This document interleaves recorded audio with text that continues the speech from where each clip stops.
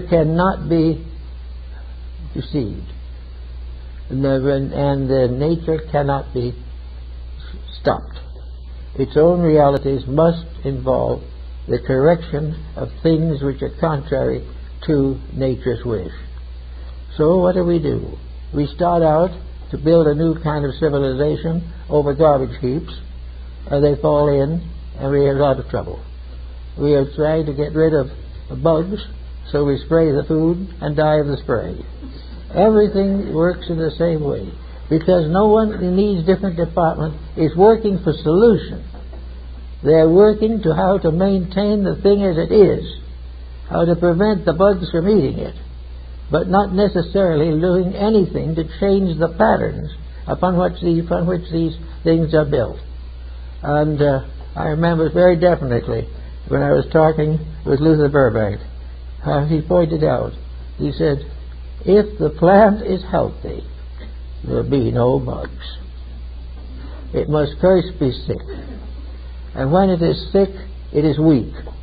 And when it is weak, the carnivores came in, and the insects come in, and the fungus comes in. But it doesn't come into a healthy animal or a healthy plant. The problems we have socially do not come into a healthy world.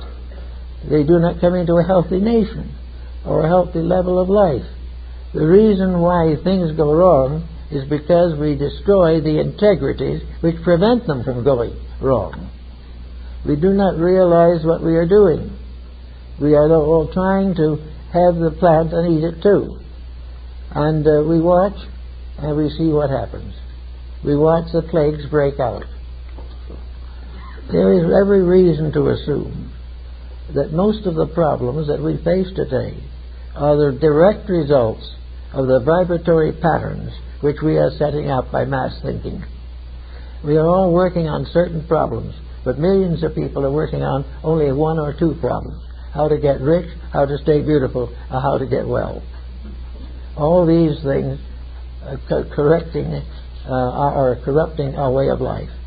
Our idea of getting healthy is to take care of the body, but not the soul. Another problem, I talked to a lady who was quite authority on the subject. Why do the girls want to be beautiful? She pointed out that there are two ways of being beautiful. One is to have it on the outside, and in a few years it's gone. And the other is to have it on the inside, and it will last as long as you live and carry you into a better life beyond.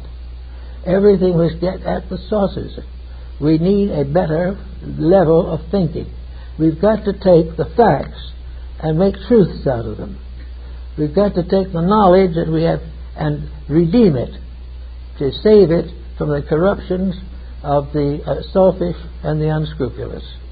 There is no way that we can have a better world unless we become better people. And that is the problem that I think we're all working with, and very seriously at this time. The need of the regeneration, the alchemy of transforming selfishness into charity, transforming self-centeredness into soul-centeredness, and allowing the realities to lead the way rather than to drift, if possible, somewhere in the background. We have so many things to work with, so many opportunities and so many privileges, but we notice something is happening. These privileges are slowly diminishing. These solutions that we have are slowly becoming insufficient. Little by little, we see the continual corruption of the very vital forces upon which we depend. And this corruption is simply due to misuse, perversion. The recognition of this is important. Every individual who goes to school should be taught that every dishonest person is sick, that there is no such a thing as a successful individual who is not essentially a person of integrity. Everything else falls apart. We watch treaty after treaty among nations fall apart. We see the present mess throughout the world. We realize the tremendous struggle of ignorance to control mankind. Here we are in the 20th century, following rules that were decadent and obsoleted 2,000 years ago. There are always some who will do it wrong.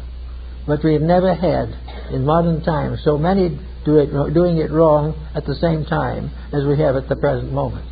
And that is because we are becoming more powerful, and we have greater advantages, greater skills. Now we have to have greater integrity, or our own achievements will destroy us. So I think it's very important that all of us try to think about these kinds of things. And just for a little sort of appendix on the end of this, I'd like to see this is what we are trying to do here. I think that there is a job here. It'll be a small job, but I think it is useful.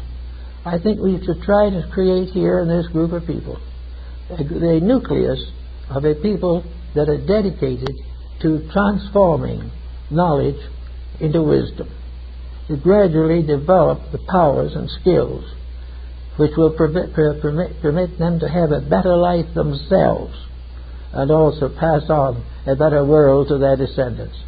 So everyone that can possibly do so must play a part in the rediscoveries of reality and the rededication of a world that has tried to be a prodigal child and has found it all failing.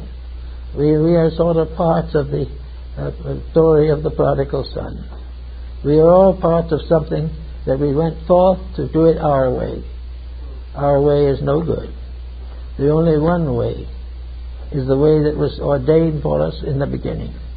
A way that is honest, equitable, and ends in glory, and in which pain fades away to the degree that wisdom takes over the ways of life. If we can understand these things, I think we'll all be better and happier people. Thank you.